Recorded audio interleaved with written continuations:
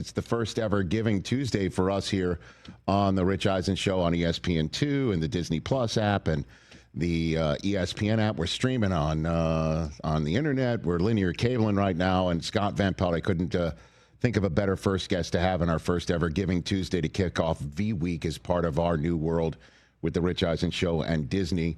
And I'm just gonna go here first, Scott, because we all know v.org/donate is the spot to donate to, and part of the V world is our buddy Stuart. And the Boo-Yah event that's going down in New York next week, and his documentary's coming out next week. Next Wednesday, it's 30 for 30. What's the first time you met Stu, Scott? Do you remember when the first time you came face-to-face with Stuart-ish at all? Vaguely, because I was at the Golf Channel, which is where I began, and I was Tiger Woods had descended into this place that was just its own almost tier, which is amazing, really, that he took golf and a golfer became that athlete that was on par with a Jordan or a Jeter or a Kobe or whomever. And I think our orbits crossed at some event that involved Tiger. And we just instantly had this thing because I was an ACC guy where Maryland was at the time. It was before the whole college landscape shifted. So we instantly had this Maryland-Carolina thing. And I had this relationship with Tiger, and Stuart did. And so it was really Tiger that I think kind of brought us into each other's orbit. And that was before I came to ESPN. And a lot of folks were really good to me when I came to ESPN. Just in welcoming me.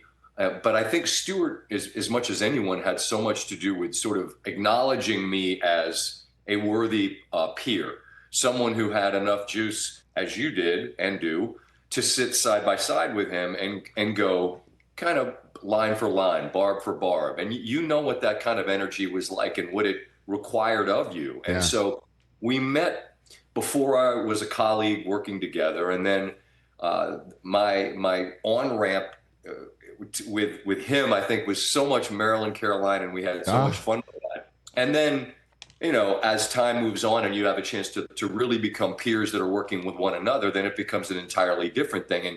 And there aren't many of us, Rich, that are lucky enough to know what that was truly like, to try to, hang on to the bull or the rocket ship and ride. But what a blast it was to do that. On those big nights when, a game ends and here it is and it's you and him and off we go. Yeah. And part of the V Foundation, we're talking about the Stuart Scott Fund at the V Foundation that's already awarded over $22.1 million in grants.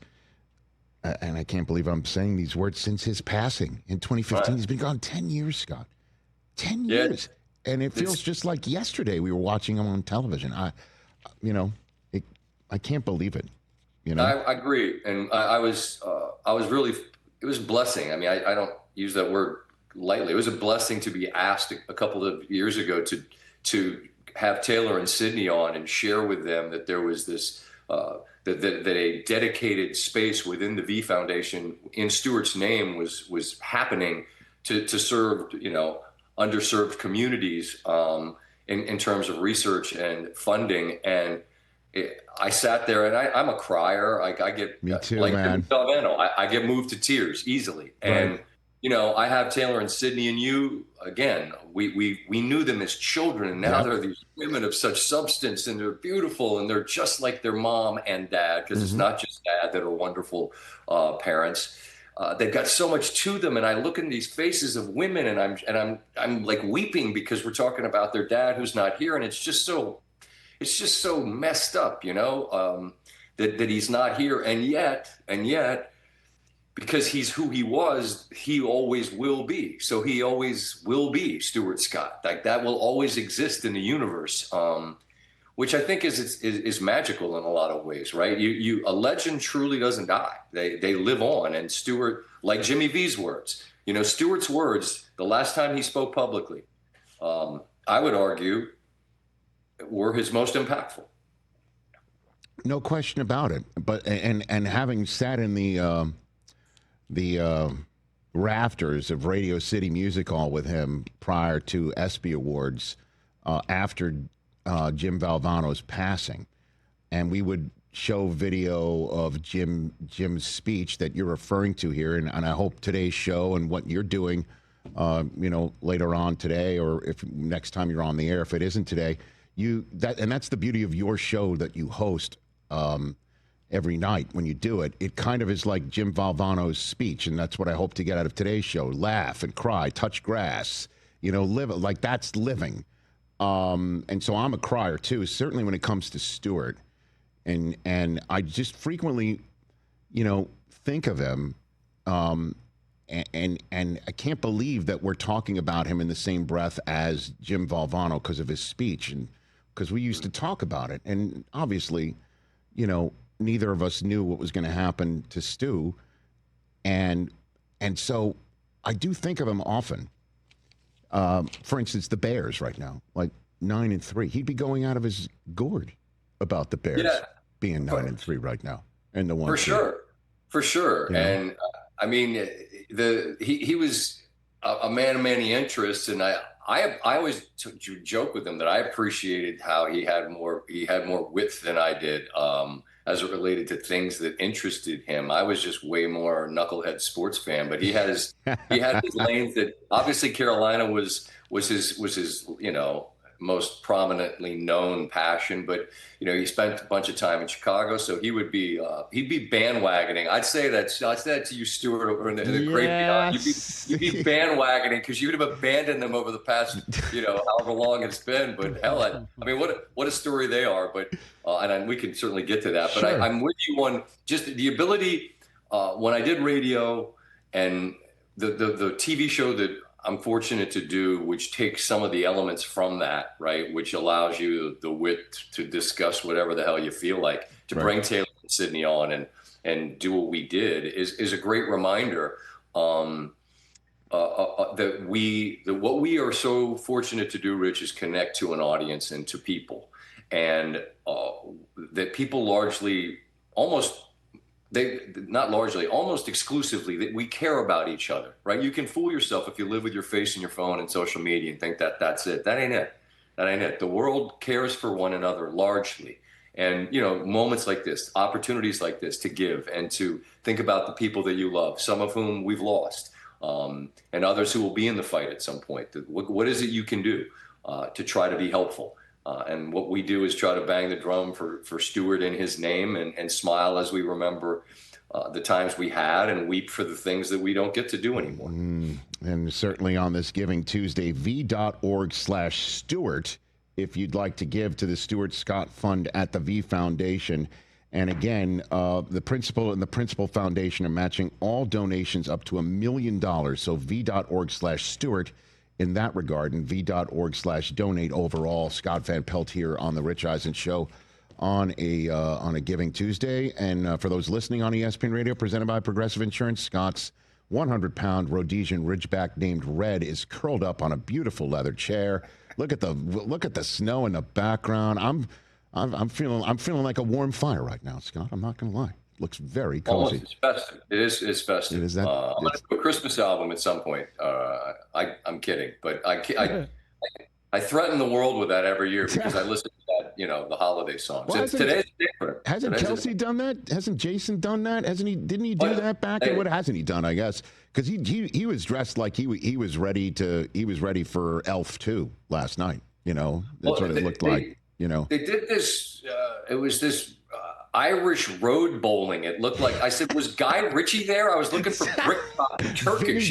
I thought the Pikeys were going to go bare knuckle boxing. Yes. You've crossed paths with him. His energy is really infectious, and he's pulled in a lot of directions because he's got a lot of things in the hopper. But man, the couple of years that we've been lucky to spend with him, he's got incredibly infectious energy and makes us better. And certainly we have fun with him, football and otherwise. Yeah, so I'm going to try and make the turn here. All right, so he was dressed like he was getting ready for Vinnie Jones, and we got Marcus Jones throwing the haymakers. There you go. Right? Vinnie Jones do that? Did I do? Really nice. Yep, thank you. I appreciate it. I'm just trying to bring my A game here. It's called Giving on Giving Tuesday. But are the Patriots who's the best team you've eyeballed this year, Scott? the best team you've seen with your own two Van Pelt orbs are? I like the Rams the best, and I'm picking the worst time to say that because they just lost to the Panthers. And I think, and you've made your living covering the NFL, not exclusively, but primarily for decades now. I can't recall a year, Rich, where we were into December where I think you could ask this question and get so many answers that would be different. And so few answers if you ask the question differently, which is, who's the team you trust? Because I might like the Rams the best, but I don't know that I trust them after they just lost to Carolina. And I just watched in order over the Thanksgiving holiday. In order, I watched Detroit, Kansas City, Baltimore, and Philadelphia. 4 teams I'm pretty sure good, all lose. And all but one of them, Kansas City, lost on their home field. And so I don't know who the best team is. I'm probably holding out, anointing the Patriots, who were great last night, but their frame of reference with their schedule, they haven't played a great schedule. And then you could counter, but they won at Buffalo and they won at Tampa. So, and I love Mike Vrabel, and Drake May is awesome. So they might ultimately prove to be the best team. I just think that to anoint them at this stage, it just feels premature simply because May's only in his second year and we haven't seen him take a snap in the playoffs yet.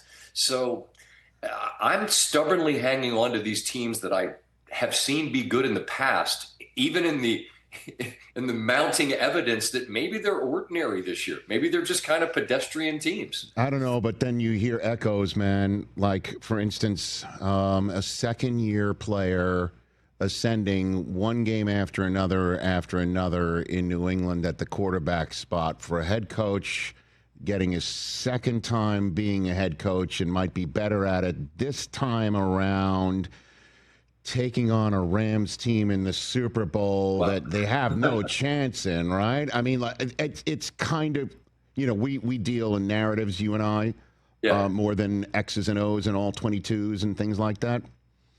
And then there's Super Bowl 60 in the same spot where there was Super Bowl 50 when there was a Broncos team that was led by a defense, even though they had a future first ballot Hall of Famer at the quarterback spot. I don't know. There's so many echoes of past that could be prologue for all of us here. Scott. I love that imagery, and the past, it often comes back in some form or fashion. I would say that as it relates to New England, I made the comment on Countdown last night. All you folks that got so sick of the Patriots being great, you probably didn't enjoy them not being great in that little window where they weren't enough. Because whether they're great or not, they're certainly not garbage. They're clearly really good. Yeah. I am a monster believer in Vrabel. I've known him for a long time. I know how he authentically connects to his locker room. It's a real thing. And the buy-in is clear. I also am a big believer in Peyton. And Sean Payton said it out loud, Rich. I don't know if you played the sound or heard the sound. He used those words. He said, this is a Super Bowl team. And the one caution I have as it relates to Denver is it's wonderful to win 9 in a row. But when you have to come back in every single game at some point, and you keep having to win one-score games at the gun, that's a really tough way to do business, and you don't last for too long in the playoffs if those are the margins you're living in. You know what I'm saying? You'd like to see them win more comfortably, they being Denver. I think you'd like to see them have more games where it's not 2 or 3 quarters of being absent and then one miraculous quarter. You'd like to see a little bit more consistent sort of a slow burn. But man, they're 11-2 and 10-2. They being the Patriots and the Broncos. The Bears are the 1 seed in the NFC. It's the Lombardi line that Boomer always used. What the hell is going on here? I mean, that's where we are. And then just to wrap it all up, we're talking about the top, right? The high rent district here going into week 14. You and I both know that usually there is a team that comes out of the mist, if you will, over the last 5-6 weeks. And before I let you go, looking at the standings in both conferences here, one by one, Chargers, Colts, Bills, and then here on the Rich Eisen Show, we don't do in the hunt, we just say sniffing it. It is the playoffs, in case you're wondering what's being sniffed. Texans, Steelers, Chiefs. So those are your wild cards, and those are your sniffing it. So I'll throw the Jaguars in the mix as well as a 3 seed. In the NFC, you take a look at Seahawks, Packers, Niners, Lions, Cowboys, Panthers. Put your marker on one team, wild card, sniffing it in either conference that you think could come out of the mist and make a run and win it. Scott Van Pelt. What do you got? If I'm allowed to take a wild card team in the NFC, I'll say Seattle, just because I think that the Darnold in a big spot, is that scary? Okay, I get it. What about the Cowboys? They've played pretty darn well last 3 weeks, man. They don't look like... I told Troy Aikman I thought it was reasonable to put them in the playoff conversation, and Troy said, I don't know if it's reasonable. And I keep texting him. I'm like, it's getting more reasonable all the time. He goes, no, that's a confident team. It feels like a loser goes home spot for the Lions and the Cowboys on Thursday. This weekend's massive just in terms of the head-to-heads. I like them. I like Dak, and that defense is a hell of a lot better. Overshawn is a game changer along with getting a trade. That's a different defense than they were when they were giving up 500 yards to everybody. And the AFC, the team that I don't think anyone wants to play, which is such a tired cliche, but I really believe it's true. Who wants to play against Houston's defense right now? I say no one. No one wants to deal with that group. So, I mean, the Chiefs were on that logo, and I can't quit them.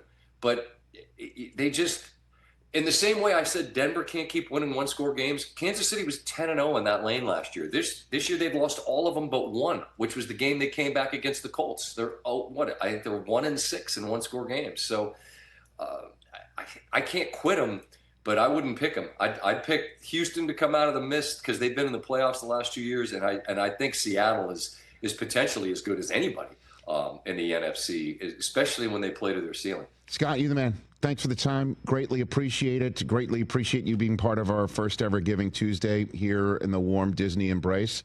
And since it is Giving Tuesday, give Red a scratch for all of us. Will you please, sir?